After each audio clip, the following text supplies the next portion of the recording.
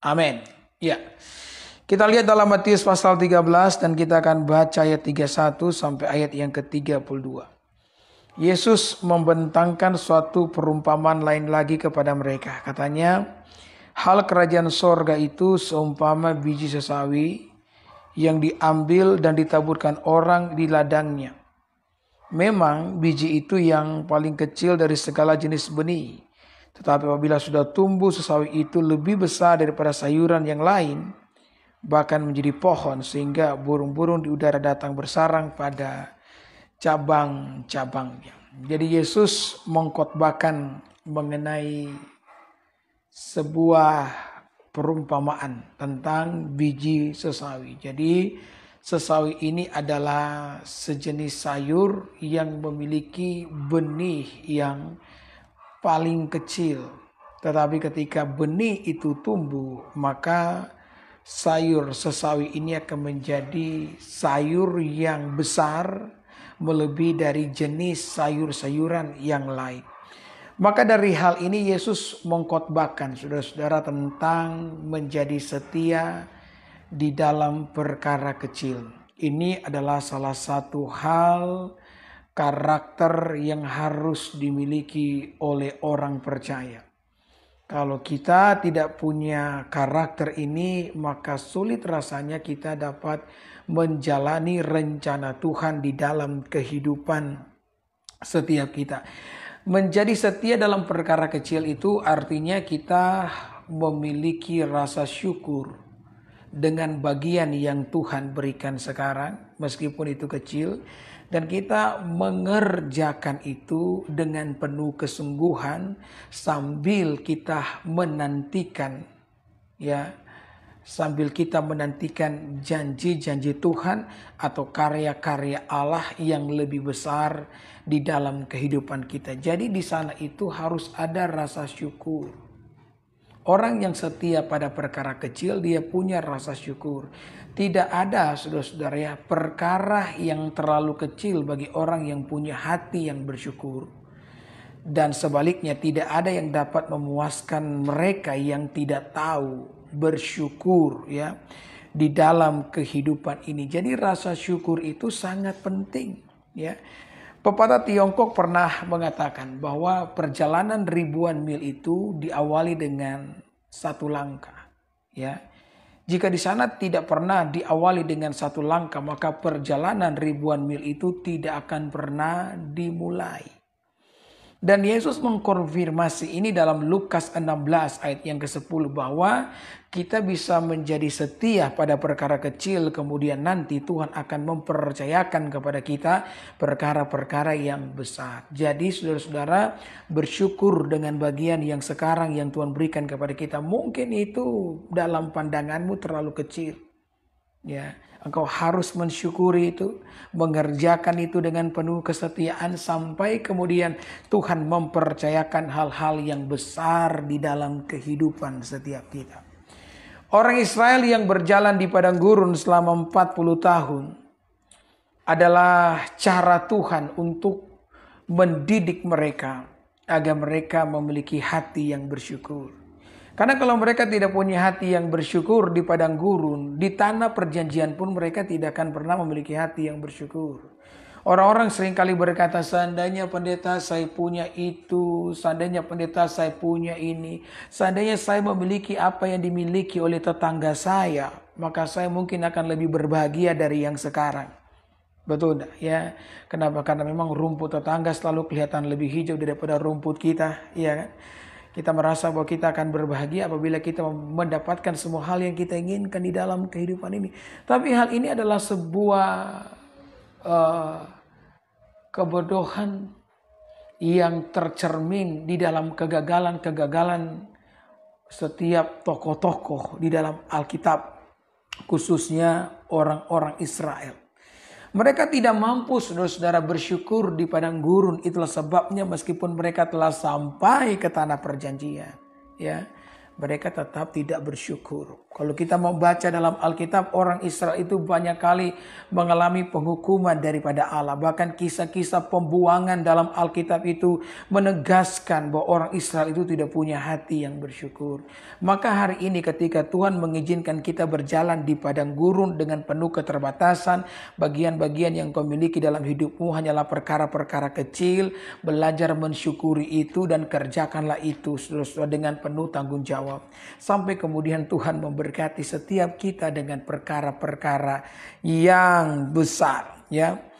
Setiap pada perkara kecil sangat penting, ya. Ini perlu kita sadari, ya, di dalam kehidupan kita. Setiap pada perkara kecil sangat-sangat penting. Kenapa demikian? Karena perkara-perkara kecil yang kita kerjakan dengan kesetiaan itu akan membangun yang namanya karakter. Ada sebuah quote yang sangat terkenal, yang sudah banyak kali diucapkan bahwa bakat bisa membawa kita ke puncak sukses. Tetapi yang membuat kita bertahan di atas puncak sukses adalah karakter kita. Maka orang sudah bisa punya bakat yang hebat, tapi kalau dia tidak punya karakter, maka bakatnya itu bisa berubah menjadi bencana. Ya, bakat kita bawa semenjak kita lahir, ya. Walaupun mungkin kita perlu mengasahnya, tapi karakter itu dibangun pada saat kita hidup, saudara-saudara. Ya. Jadi kita punya bakat, semua orang punya bakat. Ketika dia terlahir dengan bakat. Ya walaupun saya katakan tadi dia perlu mengasah itu selama dia hidup di dalam dunia. Tidak ada satupun orang yang terlahir tanpa kemampuan.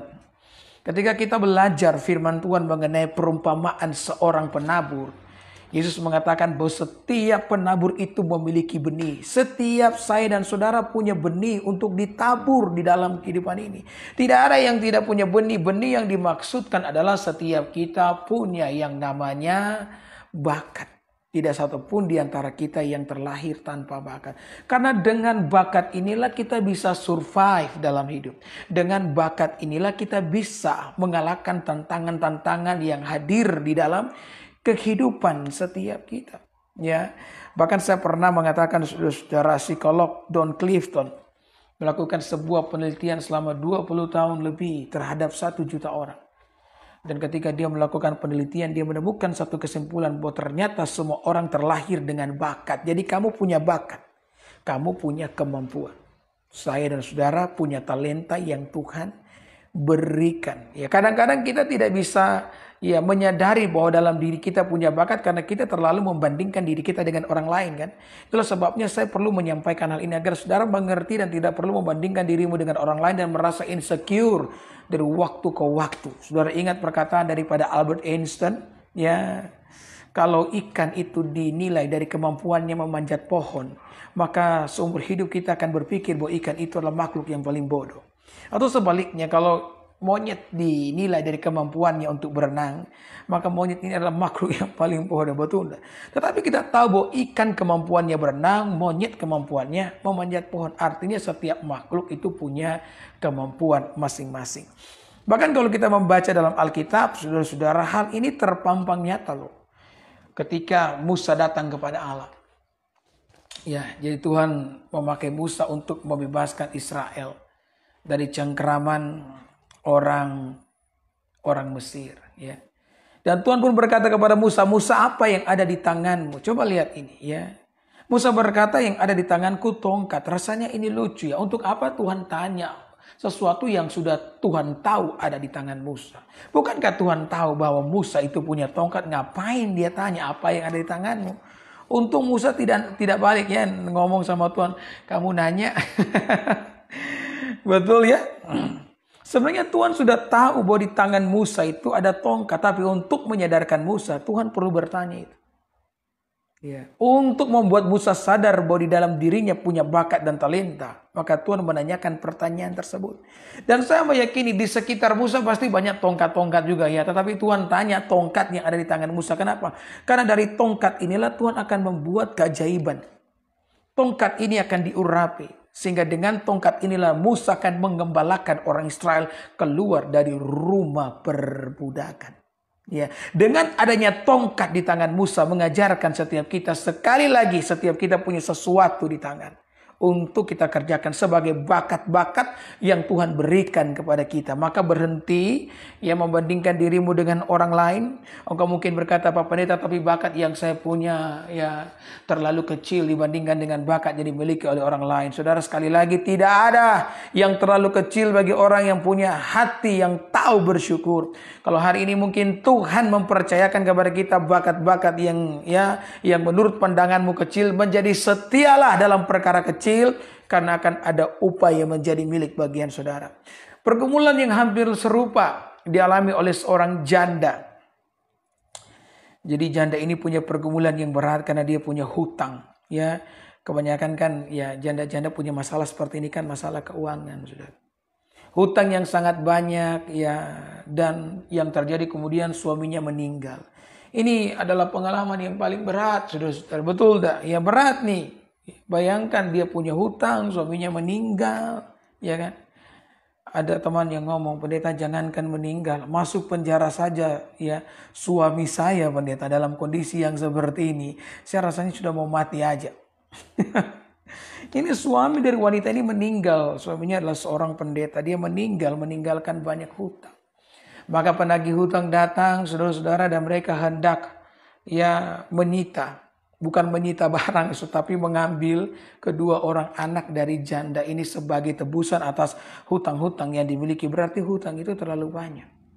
Maka dengan pergumulan yang berat itu dia datang kepada seorang hamba Tuhan, dan saya pikir ini langkah yang paling baik yang dapat kita ambil. Saudara, di tengah-tengah pergumulan kehidupan yang kau alami dalam kehidupanmu, datanglah kepada Tuhan. Ya, datanglah kepada hamba-hamba Tuhan sebagai perpanjangan tangan Tuhan. Ketika engkau tidak mampu menghadapi kehidupanmu, ini tanda dari Allah agar engkau berserah kepada Tuhan. Ada amin. Ya.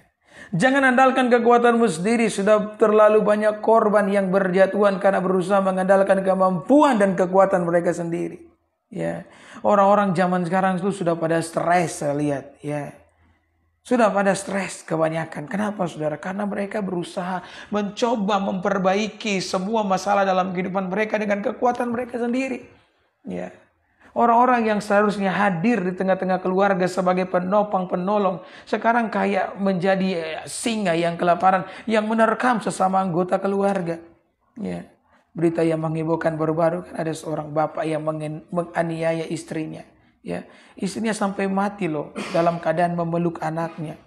2 hari kemudian ditemukan dalam keadaan meninggal. Untung ketiga anaknya masih hidup. Di samping jenazah sang istri yang dianiaya oleh sang suami. Ini kan gila namanya. Kenapa manusia-manusia seperti ini bermunculan? Ya. Karena tantangan hidup yang berat yang berusaha mereka selesaikan dengan kekuatan mereka. Alkitab sudah ngomong, terkutuklah orang yang mengandalkan kekuatannya sendiri, tetapi diberkatilah orang yang mengandalkan Tuhan. Jadi kita perlu mengandalkan Tuhan agar saudara tidak tertekan dengan keadaan yang semakin sulit di hari-hari ini. Ada amin. Itu yang perlu kita lakukan. Maka saudara-saudara, ketika wanita ini datang kepada hamba Tuhan, ya, maka hamba Tuhan itu katakan kepada perempuan tersebut, apa yang ada di rumahmu? Lihat kan? Yang ditanya apa yang ada di rumahmu, tidak ditanya apa yang ada di rumah tetanggamu.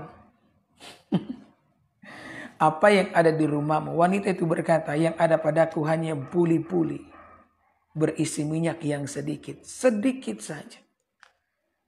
Ya. Dan ini tiada artinya, ya, tidak ada nilainya, kata sang janda tersebut. Kemudian hamba Tuhan itu memberikan sebuah petunjuk, kamu pinjam segala bejana yang kosong dari tetanggamu, ya, dan kamu tuangkan minyak yang sedikit dari buli-buli itu. Mana yang penuh angkatlah, ya, dan terus isilah setiap bejana-bejana yang kosong. Terjadi mujizat multiplikasi, saudara-saudara. Ketika wanita itu, janda itu mengikuti dengan iman apa yang diperintahkan oleh hamba Tuhan tersebut. Jadi sebagaimana Musa punya tongkat, janda punya minyak, demikian pula setiap kita punya talenta-talenta di dalam kehidupan ini. Yang setuju dan percaya dengan saya ketik amin. Haleluya. Maka saudara-saudara, ini yang perlu kita ingat ya. Setiap kita punya bakat pada saat kita terlahir dalam dunia. Tetapi karakter ini tidak dibawa lahir, saudara. Karakter ini dibangun pada saat kita hidup di dalam dunia. Dan salah satu hal yang dapat membangun karakter setiap kita adalah pada saat kita mendedikasikan hidup, mengabdikan hidup kita untuk menjadi setia pada perkara-perkara yang kecil. Ini akan membangun karakter kita. Semua orang suka dengan perkara-perkara yang besar. Karena perkara-perkara yang besar itu menarik perhatian semua orang. Betul enggak? Kita perlu menjadi setia dalam perkara kecil, Bapak Ibu. Meskipun mungkin apa yang kita kerjakan sekarang ya tidak terlalu terkenal dan tidak diminati oleh banyak orang. Ya. Itu membangun karakter kita. Sebelum Daud berhadapan dengan Goliat, ini perkara besar. Daud terlebih dahulu terbiasa menghadapi singa, serigala di padang rumput yang tersembunyi. Ketika dia berhasil membunuh singa yang mencoba menerkam dombanya, tidak ada yang berdiri kemudian memberikan standing applause buat Daud. Oh, mantap kamu Daud. Tidak ada kan? Karena dia seorang diri di padang gurun, di padang rumput bersama dengan domba-domba yang cuma 2-3 ekor itu. Tapi Daud benar-benar menjadi setia di dalam pekerjaan. Maka saudara-saudara, karakternya dibangun di situ. Ya, karakternya luar biasa. Hebat. Makanya dia bisa mengalahkan yang namanya Goliat. Karakter apa yang dimiliki oleh Daud? Dia berani mempercayai Tuhan, beriman kepada Tuhan. Dan ini salah satu karakter yang sangat penting untuk kita miliki di dalam mengarungi kehidupan setiap kita. Seorang anak muda bernama Benyamin, ya, dia pergi melamar satu kali di sebuah perusahaan. Dia ingin menjadi staf di situ dan dia benar-benar bersemangat karena dia akan diinterview. Maka datanglah dia ke perusahaan tersebut. Waktu dia datang di perusahaan tersebut, maka disuruh tunggu di ruang lobi, ya, oleh resepsionis. Ketika dia masuk ke dalamnya, dia kaget. Sudah ternyata bukan hanya dia sendiri yang melamar pekerjaan. Ada sekitar ratusan orang di ruang tunggu tersebut untuk diinterview. Nah, ketika Benyamin ini sampai di ruang tunggu tersebut, dia melihat ada beberapa sampah yang berserakan dan itu benar-benar mengganggu dia karena memang dia terbiasa, saudara-saudara, dengan kebersihan, ya. Semua orang mengabaikan sampah yang berserakan tersebut, tetapi bagi Benyamin itu benar-benar menyakiti mata. Maka dengan inisiatif dia pergi memungut setiap sampah-sampah yang ada dan memasukkannya ke dalam sampah. Ya, dia melakukan itu sampai beberapa sudut ruangan itu benar-benar menjadi bersih. Nah, ketika namanya dipanggil, saudara-saudara, ketika dia sampai berhadapan dengan staf yang ada untuk menginterview dia, dia tidak diinterview, dia langsung diterima. Dia kaget kok bisa begitu, ya. Ya, ternyata memang sampah-sampah itu sengaja dibuat berserakan oleh tim perekrutan dan mereka saksikan dari CCTV. Kenapa? Karena pemimpin perusahaan itu percaya orang-orang yang mengabdikan diri kepada perkara-perkara kecil layak untuk memegang posisi-posisi dalam perkara-perkara yang besar. Akhirnya dia jadi supervisor yang membawahi beberapa staf di bawahnya. Ini merupakan salah satu berkat loh bagi orang yang menjadi setia pada perkara kecil. Maka saudara-saudara, Maria setia pada perkara kecil. Ada amin. Agar karakter kita dibangun supaya ada berkat Tuhan mengalir di dalam kehidupan saudara. Haleluya, haleluya, haleluya.